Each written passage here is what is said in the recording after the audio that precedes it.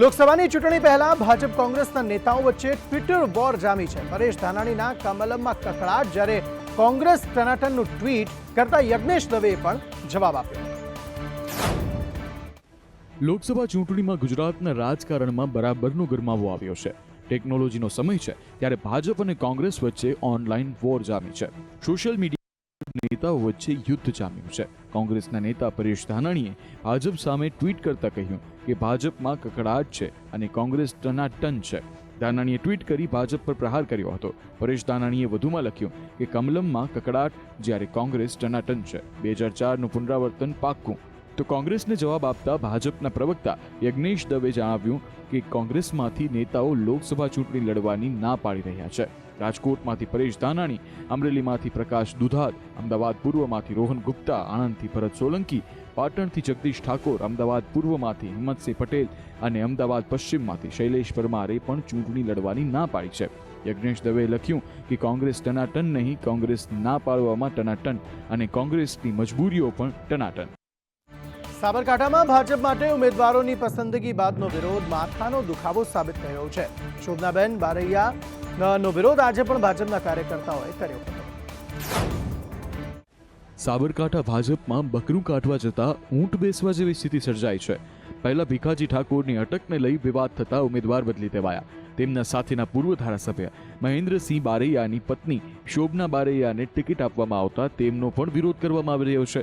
આજે શોભના બારૈયા સામે જિલ્લા પંચાયતના સદસ્યોએ વિરોધ નોંધાવ્યો। લોકસભા સીટના ક્લસ્ટર પ્રભારી બેઠક યોજી રહ્યા હતા ત્યારે ચાલુ મિટિંગે જ એક સુરે વિરોધ કરવામાં આવ્યો હતો। તો બીજી તરફ બિલોડા ખાતે પણ ભાજપ કાર્યકરોનો રોષ ચરમસીમાએ જોવા મળ્યો। શામળાજી ઈડર સ્ટેટ હાઈવે પર બેસી જઈ ચૂંટણીમાં પરિણામ બદલી દેવાની ચીમકી આપી હતી। જે ચૂંટણી ચાલે છે તેમાં ભીખુજી ઠાકોરને ટિકિટ આપી 10 દિવસ સુધી તેમનો પ્રચાર ચાલુ થયો અને વચનથી ભીખાજીને ટિકિટ કાપી એક હયાતી ઉમેદવારને ટિકિટ આપવામાં અમારા તમામ સમાજો બિલોડા તાલુકાના સખ્તમાં સખ્ત વિરોધ કરે છે અને ભારતીય જનતા પાર્ટી પ્રદેશ કાર્યકરના નહીં તો પરિણામ ભોગવવા માટે તૈયાર। ભાજપને લોકસભા બાદ વિધાનસભા બેઠક પર પણ વિરોધનો સામનો કરવો પડી રહ્યો છે। સીજે ચાવડાને ટિકિટ આપવામાં આવતા પૂર્વ તાલુકા પંચાયત પ્રમુખે રાજીનામું કર્યું। લોકસભાની સાથે ગુજરાતની ખાલી પડેલી વિધાનસભા બેઠકની પેટા ચૂંટણી પણ જાહેર કરવામાં આવી છે। વિજાપુર વિધાનસભા બેઠકની પેટા ચૂંટણીમાં કોંગ્રેસ છોડી ભાજપમાં જોડાયેલા સીજે ચાવડાને ટિકિટ આપવામાં આવતા વિજાપુર ભાજપમાં ભડકો થયો છે। કુકરવાડાના પૂર્વ જિલ્લા પંચાયતના સભ્ય અને પૂર્વ તાલુકા પંચાયત પ્રમુખ ગોવિંદ પટેલે નારાજ થઈ રાજીનામું આપી દીધું છે। ગોવિંદ પટેલે કહ્યું હતું કે આયાતી કાર્યકરોને જ ટિકિટ મળવાની હોય તો પછી મૂળ વિચારધારાવાળા કાર્યકર્તાઓએ શું કરવાનું। 1970-71 થી પાર્ટીના કાર્યકર્તા તરીકે 53 વર્ષ સુધી પાર્ટીની સેવા કરી હોય અને જ્યારે પાર્ટીની અંદર એટલા બધા અસંખ્ય કાર્યકર્તાઓ છે જેનું કોઈ માપ નથી, આ વિચારધારાવાળા કાર્યકર્તાઓ છે આ પાર્ટીની અંદર, ત્યારે પાર્ટીની એવી તો શું જરૂર પડી કે આયાથી કાર્યકર્તાઓને મૂકવા પડ્યા અને જે મૂળગામી કાર્યકર્તાઓ છે, મૂળ વિચારધારાવાળા કાર્યકર્તાઓ છે, એનું ભવિષ્ય શું? કંગના રનૌત પર અભદ્ર ટિપ્પણી કરવાના મામલામાં કોંગ્રેસ નેતા સુપ્રિયા શ્રીનેતે ચૂંટણી પંચે નોટિસ આપી છે। અભિનેત્રી કંગના રનૌત પર અભદ્ર ટિપ્પણી કરવાના મામલામાં કોંગ્રેસ નેતા સુપ્રિયા શ્રીનેતને મોટો ઝટકો લાગ્યો છે। આજે ચૂંટણી પંચે તેમને નોટિસ જાહેર કરી છે। ચૂંટણી આચારસંહિતા ઉલ્લંઘનના મામલામાં તેમને નોટિસ જાહેર કરવામાં આવી છે। કંગના રનૌત હિમાચલના મંડી જિલ્લામાંથી ભાજપના ઉમેદવાર છે। ચૂંટણી પંચે સુપ્રિયા શ્રીનેતને 29 માર્ચે સાંજે 5 વાગ્યા સુધીમાં પોતાનો જવાબ રજૂ કરવા માટે કહ્યું છે। સુપ્રિયા હાલમાં કોંગ્રેસ સોશિયલ મીડિયા વિભાગના પ્રભારી છે। કંગના રનૌત વિવાદ ચર્ચામાં આવ્યા બાદ સુપ્રિયા તરફથી આ ટ્વીટ હટાવી લેવામાં આવ્યું હતું। તેમણે આ આખા વિવાદ પર સ્પષ્ટતા પણ કરી છે। કોંગ્રેસ નેતાનું કહેવું છે કે તેમનું એક્સેસ હેન્ડલ હેક થઈ ગયું હતું। આ પોસ્ટ તેમણે નથી કરી। તમને જણાવી દઈએ કે સુપ્રિયા શ્રીનેત એ કંગનાનો એક ફોટો મૂક્યો જેના કેપ્શનમાં લખ્યું કે મંડીમાં શું ભાવ ચાલી રહ્યો છે। આ એક વ્યક્તિગત અને કંગનાના શરીરના અંગ પર કરવામાં આવેલી અભદ્ર ટિપ્પણી હતી। આ મામલે કંગનાએ કહ્યું કે પ્રિય સુપ્રિયાજી, એક કલાકાર તરીકે મારી કારકિર્દીના છેલ્લા 20 વર્ષોમાં મેં તમામ પ્રકારની મહિલાઓની ભૂમિકા ભજવી છે। મહારાષ્ટ્રમાં મહાવિકાસ આઘાડી સંકટમાં છે। શિવસેનાના ઉદ્ધવ જૂથે આજે 17 ઉમેદવારોની જાહેરાત કરી, જેમાંથી 3 બેઠકો પર કોંગ્રેસના દાવેદારો ટિકિટની રાહ જોઈ રહ્યા હતા। મળતી વિગતો પ્રમાણે કોંગ્રેસના વરિષ્ઠ નેતા સંજય નિરુપમ આ જાહેરાત બાદ નારાજ છે. તેઓ મુંબઈ ઉત્તર પશ્ચિમથી લોકસભા ચૂંટણી લડવાની તૈયારી કરી રહ્યા હતા. રાહુલ ગાંધીએ ખુદ તેમને ટિકિટ આપવાની ખાતરી કરી હતી. ઉદ્ધવ જૂથે અહીં અમોલ કીર્તિકરને ટિકિટ આપી, જેમને એક કૌભાંડમાં ઈડી દ્વારા સમન્સ પાઠવવામાં આવ્યું છે. કોંગ્રેસના નેતાઓને પણ મુંબઈ દક્ષિણ મધ્ય અને સાંગલી બેઠકો પર ટિકિટ મળવાની આશા હતી. વંચિત બહુજન અઘાડીના નેતા પ્રકાશ આંબેડકરે પણ MBA સિવાય એકલા જ લોકસભાની ચૂંટણી લડવાનું નક્કી કર્યું છે. તેમણે પણ આજે 8 ઉમેદવારોના નામની જાહેરાત કરી હતી. આ સિવાય સ્વાભિમાની શેતકરી સંગઠનના પ્રમુખ પૂર્વ સાંસદ રાજુ શેટ્ટીએ MVA સાથે ગઠબંધન કરવાનો ઇનકાર કર્યો છે. MVAએ શેટ્ટીને હાથક નાંગલે સીટ આપવાનો પ્રસ્તાવ મૂક્યો હતો. મુંબઈ કોંગ્રેસ અધ્યક્ષ વર્ષા ગાયકવાડે સોશિયલ મીડિયા પર લખ્યું, સાંગલી અને મુંબઈની લોકસભા સીટોને લઈને ગઠબંધનમાં કંઈ નક્કી નથી થયું. શિવસેનાના ઉદ્ધવ જૂથે ત્યાં એકતરફી ઉમેદવાર જાહેર કરવો જોઈતો ન હતો. અમે પાર્ટીના ટોચના નેતૃત્વ સમક્ષ અમારી નારાજગી વ્યક્ત કરી છે. તેમના આદેશ બાદ આગળની કાર્યવાહી કરવામાં આવશે. લોકસભામાં આમ આદમી પાર્ટીના એકમાત્ર સાંસદ સુશીલ રિંકુ આજે વિધિવત રીતે ભારતીય જનતા પાર્ટીમાં જોડાઈ ગયા છે. પંજાબના જલંધરથી આમ આદમી પાર્ટીના લોકસભા સાંસદ સુશીલ રિંકુ ભાજપમાં જોડાઈ ગયા છે. તેઓ પાર્ટીના એકમાત્ર લોકસભા સભ્ય હતા. તેમની સાથે જલંધર પશ્ચિમના ધારાસભ્ય શીતલ અંગુરાલ પણ ભાજપમાં જોડાઈ ગયા છે. અંગુરાલે આ પોસ્ટમાં લખ્યું છે કે હું આમ આદમી પાર્ટીમાં મારી તમામ જવાબદારીઓમાંથી રાજીનામું આપીને ભાજપમાં જોડાઈ રહ્યો છું. પાર્ટીમાં જોડાયા બાદ રિંકુ અને અંગુરાલે ભાજપના રાષ્ટ્રીય અધ્યક્ષ JP નડ્ડા સાથે તેમના નિવાસસ્થાને મુલાકાત કરી હતી. પાર્ટીમાં જોડાયા બાદ પંજાબ BJP અધ્યક્ષ સુનિલ જાખરે કહ્યું કે લુધિયાણા બાદ જલંધર પંજાબનું સૌથી મોટું ઇન્ડસ્ટ્રીયલ હબ છે. મોટા વચનો આપીને રિંકુને આમ આદમી પાર્ટીમાં સામેલ કર્યા, પરંતુ પાર્ટીમાં જોડાયા બાદ તેમને ખબર પડી કે પાર્ટી સાવ ખોખલી છે. રિંકુ અને અંગુરાલ BJPમાં જોડાયા પછી CM ભગવંત માને 5 લાઇનમાં જવાબ આપ્યો. લખ્યું કે નદી તેના ભાગ પર હંમેશા મોટા ઘર તરફ જાય છે, પરંતુ તે સમુદ્રમાં જતા જ મૃત્યુ પામે છે. હું મારી ગરદન સીધી રાખવા માટે વળતર આપું છું. બેશરમ લોકો નીચી આંખે દૂર ચાલે છે. પંજાબની ગરદન હંમેશા સન્માન સાથે ઊંચી રહેશે. ઈડીની ગાજ હવે કેરળના મુખ્યમંત્રી પિનરાઈ વિજયનની પુત્રી વીણા પર વરસી છે. ઈડીએ તેના વિરુદ્ધ મની લોન્ડરિંગનો કેસ નોંધ્યો છે. આગામી લોકસભા ચૂંટણી પહેલા કેન્દ્રીય તપાસ એજન્સી ઈડીએ કેરળમાં મોટી કાર્યવાહી કરી છે. ઈડીએ કેરળના મુખ્યમંત્રી પિનરાઈ વિજયનની પુત્રી વીણા અને તેની માલિકીની IT કંપની અને અન્ય લોકો સામે મની લોન્ડરિંગનો કેસ નોંધ્યો છે. કેરળના મુખ્યમંત્રી પિનરાઈ પુત્રી T વીણાની માલિકીની કંપની સામે નોંધાયેલા કેસ બાદ રાજ્યનું રાજકારણ હવે ગરમાયું છે. તે જ સમયે ઈડીની કાર્યવાહી બાદ ભ્રષ્ટાચારને લઈને ભાજપ પિનરાઈ સરકાર વિરુદ્ધ આક્રમક થઈ ગઈ છે. CM વિજયનની પુત્રી વીણા પર એક ખનીજ પેઢી સાથે ગેરકાયદેસર લેવડ દેવડનો આરોપ લગાવવામાં આવ્યો છે. આ મામલે SFIO દ્વારા ફરિયાદ દાખલ કરવામાં આવી હતી. આવકવેરા વિભાગની તપાસમાં સમગ્ર મામલો સામે આવ્યો છે. તપાસમાં જાણવા મળ્યું કે કોચિન મિનરલ્સ રૂટાઇલ લિમિટેડે 2018-19ની વચ્ચે વીણાની કંપની એક્સાલોજિક્સ સોલ્યુશનને 1.72 કરોડ રૂપિયા ચૂકવ્યા હતા, જ્યારે IT ફર્મ તે સમયે કોઈ સેવા પૂરી પાડતી ન હતી. CPIMએ અગાઉ કહ્યું છે કે લોકસભા ચૂંટણી પહેલા વીણાની કંપની વિરુદ્ધ કેન્દ્રીય તપાસનું આ પગલું રાજકીય રીતે પ્રેરિત છે. કેટલાક ભ્રષ્ટ નેતાઓ સાંસદ ધારાસભ્ય બની ગયા બાદ સરકારી ગ્રાન્ટમાંથી કટકી લેતા હોય છે. આ વાતની સાબિતી ભાજપ ધારાસભ્ય RC પટેલે આપી હતી. જોકે આજે સાંસદ ભરતસિંહે કહ્યું કે હું કટકી લેતો નથી. લોકસભા માટે હાલ દરેક પાર્ટીના ઉમેદવાર પ્રચાર કરી રહ્યા છે. એવામાં પાટણ લોકસભા ભાજપના ઉમેદવાર ભરતસિંહ ડાભી જાહેરમાં ન બોલવાનું બોલી ગયા હતા. ચાણસ્માના પીપળ ગામે પ્રચાર કાર્યક્રમ દરમિયાન તેમણે જાહેરમાં ગ્રાન્ટમાં કટકી મામલે એવું નિવેદન આપ્યું કે બરાબરના ફસાયા. ત્યારે લોકસભાની ચૂંટણીના ગરમાવા વચ્ચે સાંસદના ગ્રાન્ટમાં કટકી પર રાજકારણ ખૂબ ગરમાયું છે. ભરતસિંહે કહ્યું કે ડેલિગેટ, સરપંચ કે આમ નાગરિક કેમ ન હોય, પણ મેં ક્યારેય કોઈ પાસે પણ ટકાવારી માંગી નથી. આમ ભરતસિંહ ડાભીના નિવેદનને લઈ અનેક તર્ક વિતર્ક ઉઠ્યા છે. તેમનું નિવેદન સવાલ કરે છે કે શું અન્ય સાંસદો પોતાની ગ્રાન્ટ ફાળવણીમાંથી ટકાવારી લેતા હશે, અને એવું તો શું થયું કે ભરતસિંહ ડાભીને જાહેરમાં પ્રકારનો ખુલાસો કરવો પડ્યો. ક્યારેય કોઈના ઝઘડામાં હું પડ્યો નથી. કોઈ સરપંચ હોય, ડેલિગેટ હોય, કોઈ સામાન્ય નાગરિક હોય, તો એના પાસેથી ટકાવારી પણ કદી લીધી નથી, માગી નથી. આ રીતે આ ન્યાય આપ્યો છે. આચારસંહિતાના ભંગ બદલ કરવામાં આવેલી કાર્યવાહીને લઈને રાજ્યના મુખ્ય ચૂંટણી અધિકારીએ આજે માહિતી આપી હતી. આચારસંહિતા ભંગ બદલ કડક કાર્યવાહી કરવામાં આવી રહી હોવાનું તેમણે જણાવ્યું.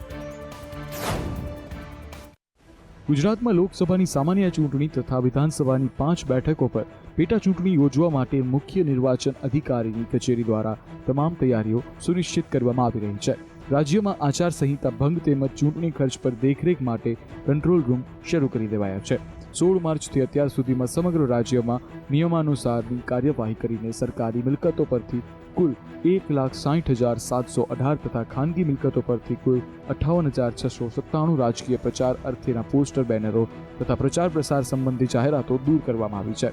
અત્યાર સુધીમાં રૂપિયા 1.16 કરોડ રોકડ, રૂપિયા 7.37 કરોડની કિંમતનો 1.94 લાખ લીટર કરતાં વધુ દારૂ, રૂપિયા 11.44 કરોડની કિંમતનું 18.48 કિલો સોનું અને ચાંદી, રૂપિયા 14 લાખની કિંમતનું 52.26 કિલો ચરસ અને ગાંજો તથા મોટરકાર, મોટરસાઇકલ, સિગારેટ, લાઇટર અને અખાદ્ય ગોળ સહિતની રૂપિયા 22.50 કરોડની અન્ય વસ્તુઓ મળી કુલ રૂપિયા 42.62 કરોડની વસ્તુઓ જપ્ત કરવામાં આવી છે. દિલ્હીના મુખ્યમંત્રી અરવિંદ કેજરીવાલની ધરપકડ પર અમેરિકા દ્વારા કરવામાં આવેલી ટિપ્પણી પર ભારતે કડક કાર્યવાહી કરી. આજે ભારતીય વિદેશ મંત્રાલય અને અમેરિકન રાજદ્વારી વચ્ચે લગભગ 40 મિનિટ સુધી વાતચીત થઈ હતી. ભારતીય વિદેશ મંત્રાલયે આજે ભારતમાં અમેરિકાના કાર્યકારી મિશનના ડેપ્યુટી ચીફ ગ્લોરિયા બાર્બેનાને બોલાવ્યા હતા. ભારતીય વિદેશ મંત્રાલયના અધિકારીઓ અને અમેરિકન રાજદ્વારી વચ્ચે લગભગ 40 મિનિટ સુધી વાતચીત થઈ હતી. ભારતીય વિદેશ મંત્રાલયના પ્રવક્તા રણધીર જયસ્વાલે જારી કરેલા એક નિવેદનમાં કહેવામાં આવ્યું છે કે અમે ભારતમાં કેટલાક કાનૂની કાર્યવાહી અંગે યુએસ સ્ટેટ ડિપાર્ટમેન્ટના પ્રવક્તાની ટિપ્પણી સામે સખત વાંધો ઉઠાવ્યો છે. કૂટનીતિમાં અન્ય દેશો દ્વારા કોઈ પણ દેશની સાર્વભૌમત્વનું ઉલ્લંઘન કરવામાં આવે છે અને અપેક્ષા રાખવામાં આવે છે કે આંતરિક બાબતોનો આદર કરો. જો આ મુદ્દામાં સાથે લોકશાહી સામેલ હોય તો આ જવાબદારી તેનાથી પણ વધારે છે. આમ કરવામાં નિષ્ફળતા એક ખરાબ દાખલો બેસાડશે. ભારતની કાનૂની પ્રક્રિયાઓ સ્વતંત્ર ન્યાયતંત્ર પર આધારિત છે, જે ઉદ્દેશ્ય છે અને સમયસર નિર્ણય લેવા માટે પ્રતિબદ્ધ છે. ભારતીય ન્યાયતંત્ર પર શંકા વ્યક્ત કરવી અયોગ્ય છે. ભારતીય વિદેશ મંત્રાલયે અમેરિકી રાજદ્વારીને એવા સમયે બોલાવ્યા છે જ્યારે એક દિવસ પહેલા અમેરિકી વિદેશ વિભાગના પ્રવક્તાએ કહ્યું હતું કે દિલ્હીના મુખ્યમંત્રી અરવિંદ કેજરીવાલની ધરપકડના અહેવાલો પર અમે નજર રાખી રહ્યા છીએ. સંગઠન શીખ ફોર જસ્ટિસના ચીફ ગુરુપતવંતસિંહ પન્નુએ દાવો કર્યો છે કે ખાલિસ્તાન સમર્થકોએ 2014માં કેજરીવાલને 134 કરોડ રૂપિયા આપીને આર્થિક મદદ કરી હતી. પન્નુના જણાવ્યા અનુસાર કેજરીવાલે 2014માં ન્યૂયોર્કના ગુરુદ્વારા રિચમન્ડ હિલ્સમાં તેમની સાથે મુલાકાત કરી હતી. આ બેઠકમાં આમ આદમી પાર્ટી નેતાએ 1993ના દિલ્હી બોમ્બ બ્લાસ્ટના દોષી દેવિન્દર પાલસિંહ બુલ્લરને આર્થિક મદદના બદલામાં જેલમાંથી મુક્ત કરવાનું વચન આપ્યું હતું. પન્નુએ વિડીયો જાહેર કરી કેજરીવાલ પર પોતાના વચન પરથી ફરી જવાનો આરોપ લગાવ્યો. જો કે આમ આદમી પાર્ટી તરફથી કોઈ સત્તાવાર નિવેદન જારી કરવામાં નથી આવ્યું. પક્ષના લોકોએ આ દાવાને વાહિયાત ગણાવ્યો છે. પન્નુએ સોમવારે એટલે કે 25 માર્ચે આ વિડીયો જાહેર કર્યો હતો. તેમાં તેણે કેજરીવાલ પર વિશ્વાસ તોડવાનો પણ આરોપ લગાવ્યો હતો. તેણે એમ પણ કહ્યું કે આમ આદમી પાર્ટી સરકારે ઘણા ખાલિસ્તાનીઓને ગેંગસ્ટર કહીને મારી નાખ્યા. પન્નુએ વિડીયોમાં ચેતવણી આપી છે કે એકવાર કેજરીવાલને જેલમાં મોકલવામાં આવશે તો જેલમાં ખાલિસ્તાની સમર્થક કેદીઓ તેમની પૂછપરછ કરશે. આ સિવાય તેણે કેજરીવાલ પર જેલમાં હુમલો કરવાની પણ ધમકી આપી હતી. મીડિયા રિપોર્ટ્સ અનુસાર આ ધમકી બાદ કેજરીવાલના તિહાર જેલમાં જવા અંગે સુરક્ષા એજન્સીઓ તેમની સુરક્ષાને લઈને ચિંતિત છે.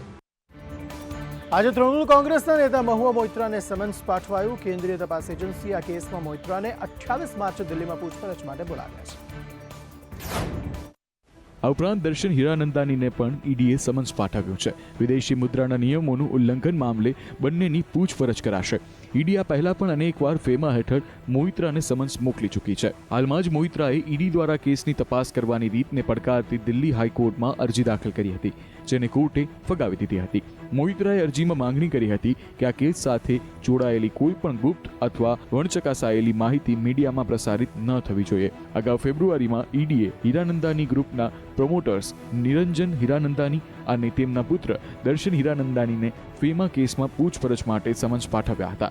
હીરાનંદીએ કહ્યું હતું કે તેમના પર 16 વર્ષ પહેલા ફેમા ઉલ્લંઘનનો આરોપ લાગ્યો હતો. અત્યાર સુધી તેની 42 કે 43 વખત પૂછપરછ કરવામાં આવી છે. ઉલ્લેખનીય છે કે ભાજપના નેતા નિશિકાંત દુબેએ પણ મહુઆ મોઇત્રા વિરુદ્ધ લોકપાલમાં ફરિયાદ કરી હતી. તેમણે ટીએમસી સાંસદ પર સાંસદમાં પ્રશ્નો પૂછવાના બદલામાં પૈસા લેવાનો આરોપ લગાવ્યો હતો. તેણે મોઇત્રા પર આર્થિક લાભ માટે રાષ્ટ્રીય સુરક્ષા સાથે રમત કરવાનો આરોપ પણ લગાવ્યો હતો. અમદાવાદમાં હવે પાલતુ શ્વાન રાખવા હશે તો તમારે લાયસન્સ લેવું પડશે. હડકવા મુક્ત યોજના અંતર્ગત આ નિર્ણય લેવામાં આવ્યો છે. શ્વાન પાળવા માટે ₹500 થી 1000 સુધીનું લાયસન્સ લેવું પડશે. તેમજ ગાયની જેમ શ્વાનને પણ ચીપ લગાવાશે. આગામી દિવસોમાં નિયમ મનપા દ્વારા લાગુ કરાશે. મનપાનો મોનિટરિંગ કમિટીની રચના કરવાનો પ્લાન છે, જેમાં મનપાએ લીધેલા નિર્ણયોનું પાલન કમિટીના સભ્યો કરાવશે. શેરીમાં ભટકતા શ્વાનના ત્રાસ અંગે તો ઘણી વખત હોબાળો મચ્યો છે. કોર્પોરેશનને પણ રખડતા શ્વાનને અંકુશમાં રાખવા માટે પ્રયાસો હાથ ધર્યા છે, પરંતુ પાડોશીઓને કરડતા પાલતુ શ્વાન માટે કોઈ નિયમ નથી. બોમ્બે પ્રોવિન્શનલ મ્યુનિસિપલ કોર્પોરેશન એક્ટ 1949ની જોગવાઈ મુજબ પાલતુ શ્વાન રાખવા માટે પણ લાયસન્સ લેવું ફરજિયાત છે. બીપીએમસી એક્ટ 1949માં થયેલા એમેન્ડમેન્ટ રૂલ્સની કલમ 376 મુજબ કાયદાનો ભંગ કરનારી વ્યક્તિને ₹2000 થી માંડીને 7000નો દંડ થઈ શકે છે. તે જ રીતે બીપીએમસી એક્ટની કલમ 22 મુજબ લાયસન્સ ઓથોરિટી મ્યુનિસિપલ કોર્પોરેશન છે. તેના લાયસન્સ બ્રાન્ચના ઇન્સ્પેક્ટર ઘરની રૂબરૂ મુલાકાત લઈને તે ઘર શ્વાન માટે યોગ્ય છે કે નહીં તેની ચકાસણી કરે છે. આ સાથે શ્વાનની હિસ્ટ્રી ઉપરાંત તેની સામાન્ય વર્તણૂક પણ જોવામાં આવે છે. રાજ્યમાં આગામી 5 દિવસ ગરમીના પ્રકોપની આગાહી કરવામાં આવી છે. સૌરાષ્ટ્ર કચ્છમાં હવામાન વિભાગે યલો એલર્ટ જાહેર કર્યું છે. તાપમાનમાં વધારો થઈ રહ્યો છે, ત્યારે હવામાન વિભાગ દ્વારા ફરીથી 2 દિવસની હીટવેવની આગાહી આપવામાં આવી છે. આ સાથે ભુજમાં તાપમાનનો પારો 41 ડિગ્રીને પાર થયો છે. જોકે ગુજરાતમાં ગરમી વધવાની શક્યતા નથી. ગુજરાતમાં હવામાન મુખ્યત્વે ડ્રાય રહેશે. અધિકતમ તાપમાનની વાત કરીએ તો આગામી 3 દિવસ હવામાન વિભાગમાં કોઈ મોટો ફેરફાર નહીં થાય, જે બાદ કેટલાક વિસ્તારમાં 1 થી 2 ડિગ્રીનો ફોલ જોવા મળશે. હવામાન વિભાગની આગાહી પ્રમાણે સૌરાષ્ટ્ર અને કચ્છના કેટલાક વિસ્તારમાં હીટવેવની વોર્નિંગ આપવામાં આવી છે. ઉત્તર ગુજરાતના કેટલાક વિસ્તારમાં આગામી 3 દિવસમાં વોર્મ નાઇટ રહેવાની આગાહી છે. આગામી 5 દિવસ માટે દરિયાકાંઠા પર ભેજ અને ડિસ્કમ્ફર્ટ રહેશે. ગુજરાતમાં પશ્ચિમ ઉત્તર પશ્ચિમની દિશામાં પવન ફૂંકાઈ રહ્યા છે, જેના કારણે 3 દિવસ અધિકતમ તાપમાન આટલું જ રહેશે, જ્યારે લઘુત્તમ તાપમાન થોડું વધવાની શક્યતા છે. આ સાથે તેમણે 29મી તારીખે વેસ્ટર્ન ડિસ્ટર્બન્સ આવવાની પણ આગાહી કરી છે. એસ જયશંકર મલેશિયાના વિદેશ મંત્રીને મળ્યા અને પરસ્પર સંબંધો સહિત અનેક મુદ્દાઓ પર ચર્ચા કરી હતી. ભારત અને મલેશિયા વચ્ચેના દ્વિપક્ષીય સંબંધો મજબૂત થઈ રહ્યા છે. બંને દેશોના વિદેશ મંત્રીઓની બેઠક બાદ મલેશિયાના વિદેશ મંત્રાલય દ્વારા આ સત્તાવાર નિવેદન જાહેર કરવામાં આવ્યું છે. હકીકતમાં બુધવારે ભારતના વિદેશ પ્રધાન એસ જયશંકરે તેમના મલેશિયાના સમકક્ષ મોહમ્મદ બિન હાજી સાથે મુલાકાત કરી હતી. આ દરમિયાન પરસ્પર હિતના પ્રાદેશિક અને આંતરરાષ્ટ્રીય મુદ્દાઓ પર ઊંડાણપૂર્વક ચર્ચાઓ કરવામાં આવી હતી. તમને જણાવી દઈએ કે ભારતના વિદેશ મંત્રી એસ જયશંકર સિંગાપોર, ફિલિપાઇન્સ અને મલેશિયાના પ્રવાસે છે. આ પ્રવાસનો ત્રીજો અને અંતિમ ચરણ મલેશિયા છે. અગાઉ જયશંકરે ફિલિપાઇન્સ અને સિંગાપોરમાં પણ મુલાકાતો અને અર્થપૂર્ણ બેઠકો કરી હતી.